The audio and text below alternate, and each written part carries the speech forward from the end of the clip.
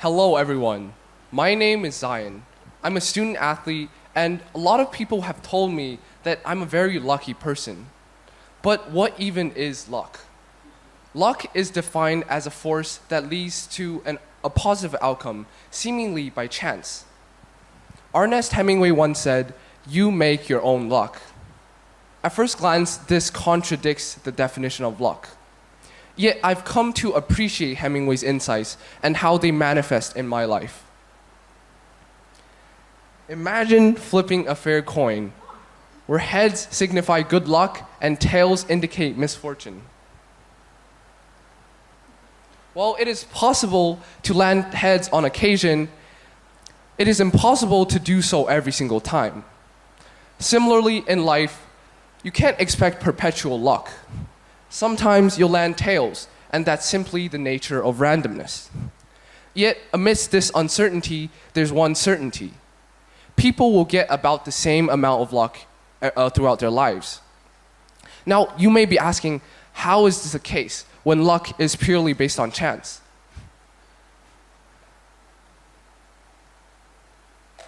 I created an algorithm that simulates the average luck of 1,000 people over an assumed 75-year lifespan.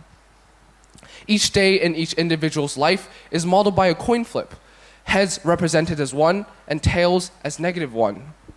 Then each person's average luck is tracked and plotted. Here, on the vertical axis, the range from -1 to 1 symbolizes the spectrum of a completely unlucky life to a completely lucky one. Interestingly, everyone's luckiness factor was very close to 0, meaning that they had a similar number of lucky and unlucky days. By zooming into the plot, we can see that everyone's luck fell within the range -0.02 to 0.02. This illustrates that over a lifetime, good and bad luck tends to balance out for everyone. But then, how can we make our own luck?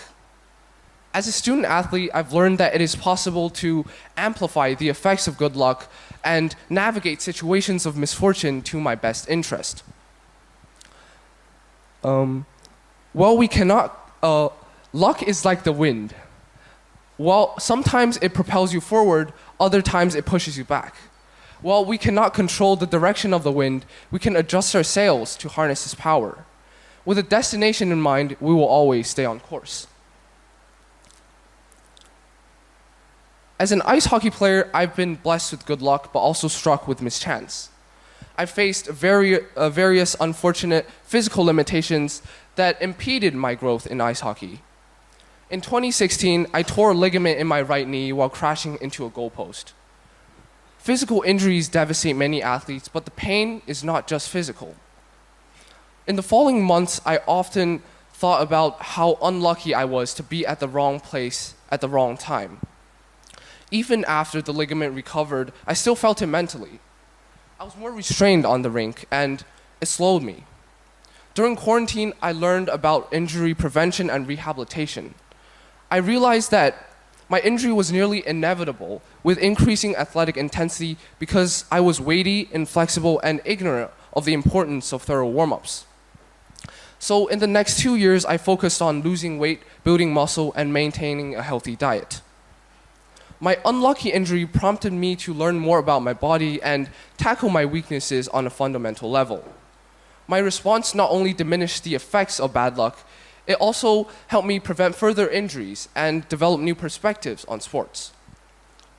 Now, if you've been in the same class as me, you probably noticed that I always carry around a big box of tissue and often need to blow my nose. This is because I have a rare form of hyperplasia in my right nostril. Unfortunately, it blocks air passage through my nasal cavity and leads to the constant secretion of mucus. This causes headaches and affects my stamina when I play high-intensity games. My doctor and parents talked me into quitting the sports that I've loved for 7 years because it got so bad, and supposedly for my best interest. And in the next 9 months without hockey, an emptiness permeated my life, reminding me that something vital was missing. I realized that the emotional burden from not being able to play hockey far outweighed the physical distress that hockey brought me. So, with a renewed, validated passion, I returned to the rink. It did not matter that I was no longer the best player on the team. Joy and fulfillment re-entered my life. This unlucky physical limitation robbed 9 months from my life and my hockey career. But it empowered me to relentlessly chase my goals, knowing that even if I fail, there will be no regrets as I've been doing something that I love. Ultimately, my hyperplasia taught me that passion alone is a sufficient reason for me to commit. At this point in 2021, the winds of luck altered this direction, propelling me forward once again. Though I was off the ice for 9 months, I still possessed fundamental hockey skills. I was recommended to Team Shanghai, where my skill set rapidly improved and I got along with my new teammates. With a stroke of luck, I was elected to be assistant captain. We found success in our first national tournament. Having regained something integral in my life and then thriving in it was indeed a wonderful feeling. Ancient Greek philosopher Heraclitus once said, "Change is the only constant in life." Well, misfortune hit again as soon as I started envisioning a bright future with Team Shanghai. I was informed that because I was born in Hong Kong, I was no longer eligible to play for Shanghai at the national level. This shattered the sense of stability that I had painstakingly built. I realized that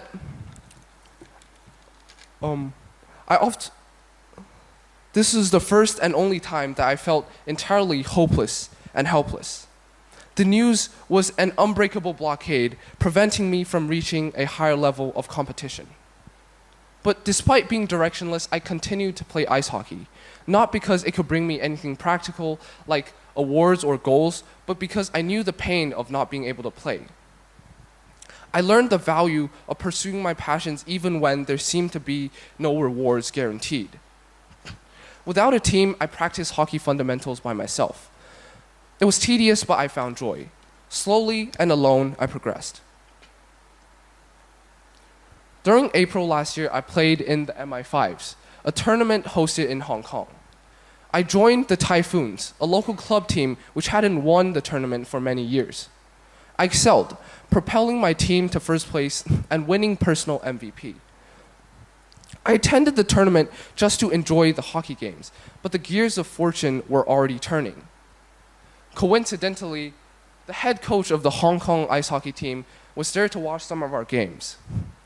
Conversing with him after the tournament, he praised my performance and welcomed me to play for Hong Kong.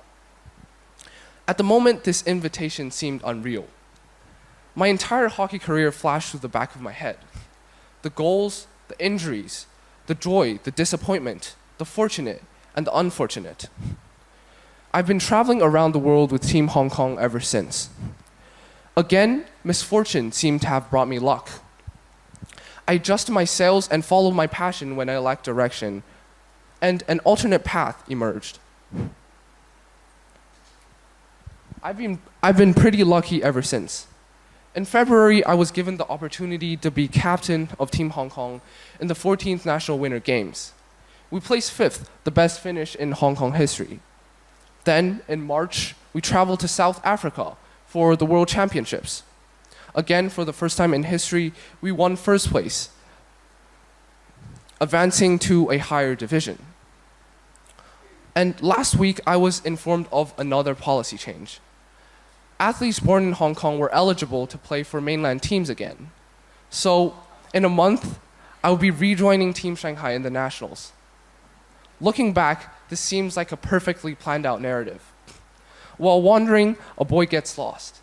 He seizes new opportunities and thrives in a new kingdom. After various victories, he miraculously reclaims his homeland. He temporarily loses his sense of belonging, only to climb to formerly unachievable heights, eventually claiming the best of both worlds. In the end, I see myself as an extremely lucky person. In my perspective, being lucky involves first acknowledging that fortune and misfortune alternate and often land in your life at unexpected moments. When good luck comes, be grateful. Embrace the new opportunities and enjoy them because they won't last forever. However, when bad luck strikes, do not give in to complaints and anxiety. Know that it is only a phase that'll pass, and try to focus on things that you can control. Use unlucky breaks to develop new perspectives, learn about yourself, and view them as opportunities to grow. For example, during times of bad luck, I reaffirmed my passion for ice hockey, and I kept pursuing my interests even though there seemed to be no practical benefits. For me, there was always an easy way out, which was to simply quit. But I didn't. Life throws seemingly insurmountable challenges to test us. Epictetus once said, "The trials you face will introduce you to your strengths." And that is true. These trials facilitate personal growth, and they are what makes life colorful and fun. After all, life is not just a destination. It is the entire journey. So, in the face of misfortune, believe that it is temporary. Embrace the alternate paths that are to be determined, and push on until the winds of luck blow in your favor again. Thank you.